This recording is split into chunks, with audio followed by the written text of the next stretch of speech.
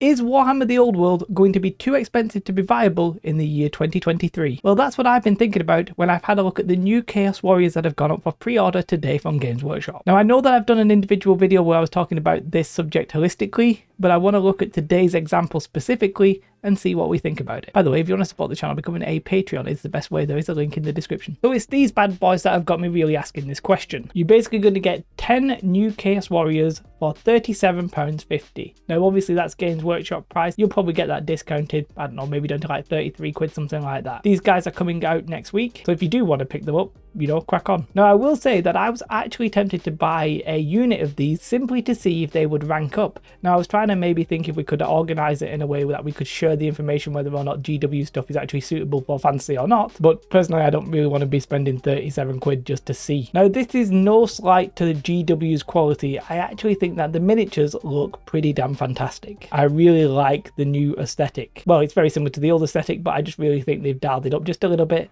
and I think they're incredibly beautiful. But let's try and do a little bit of maths on these guys. Let's say you want a unit of 25. Now, obviously they're not going to sell 5 in a box, but I will half the price just to be fair. Just for a unit of 25, you will need to spend about £93.75. Now, as I said, technically you'd actually need to buy the third box, so you wouldn't, like, that wouldn't make any sense, but just bear with me. And if you wanted two 25-man units of Chaos Warriors, you know, quite a good core of your army, that would cost you a staggering £187.50. Now, Games Workshop is not known for necessarily being cheap, but we're getting a little bit to a point where I have to question if Warhammer The Old World is going to be anywhere near viable for anybody other than, say, relatively well-off people. I'm not rich, I'm not in the relatively well-off camp, but I could probably just scrape by and have maybe one GW army, right? Maybe one army every 2-3 years if I really wanted to push myself. But yeah, you have to question the viability of it once you see prices like this. We're getting up to here, this is £3.75 a miniature. I remember the days where I used to think £2 a miniature was quite expensive. Now, I know costs are going up, the economy, war in Ukraine, all that kind of stuff, I appreciate that, but at the same time those affect individual people as well. So yeah, big doubt basically whether or not this is going to be suitable for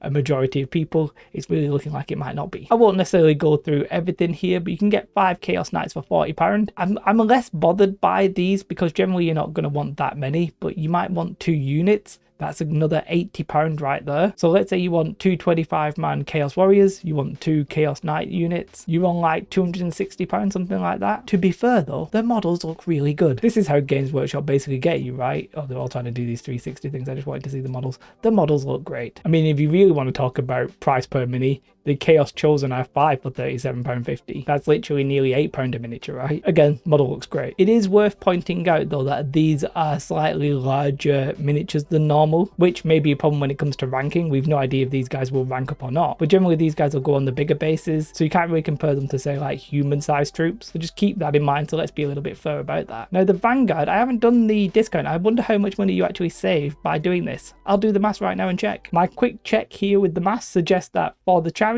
the Chaos Lord, the Knights, and a unit of Warriors, you would be expected to pay £124.50 if you bought them individually, and obviously they're £85 if you buy them in the Vanguard. That's for a saving of about £39.50. Obviously you'll get discounts from places like Element Games, etc., right? So this set's obviously worth it, right? If you're going to buy them, you might as well buy this set. This to me sort of feels like GW are trolling us a little bit here. If you want to pre-order pretty much everything, it's only £401. Not quite sure why they didn't just round that off at £400, but you know, that is what it is. You do get a lot of stuff here, right? I'm not going to read that entire list out, but if you want to, that's what you get, as well as this over here, right? But I think this price here shows you what you can probably expect for a fantasy army, if not actually probably needing a bit more than that. Well, what does this mean for Warhammer The Old World going forward? Well, nothing really. I don't think things have changed. We pretty much all know that the Old World is going to be very expensive.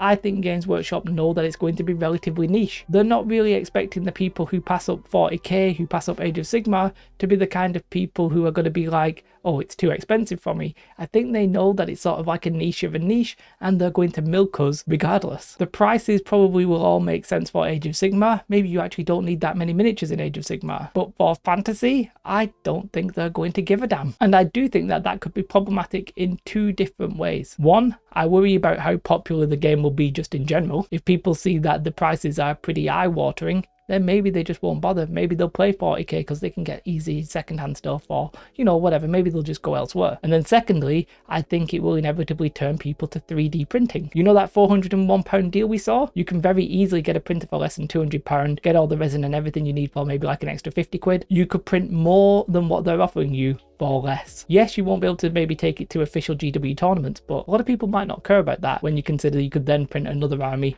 etc. and etc, right? A lot of 3D printing might mean that it looks like Warhammer The Old World isn't very popular, which might mean it might, you know, get end timed again. Well, maybe they'll just say, hey, it's already the end times now. Later, bye. Yep, high prices.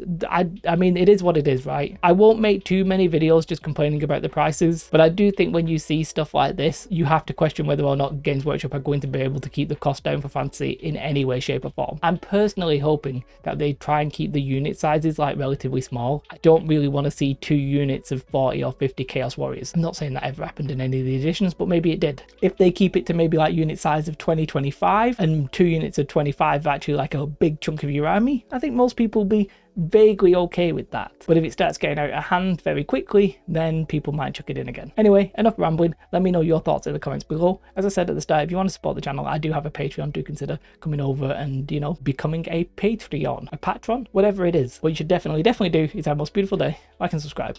Goodbye.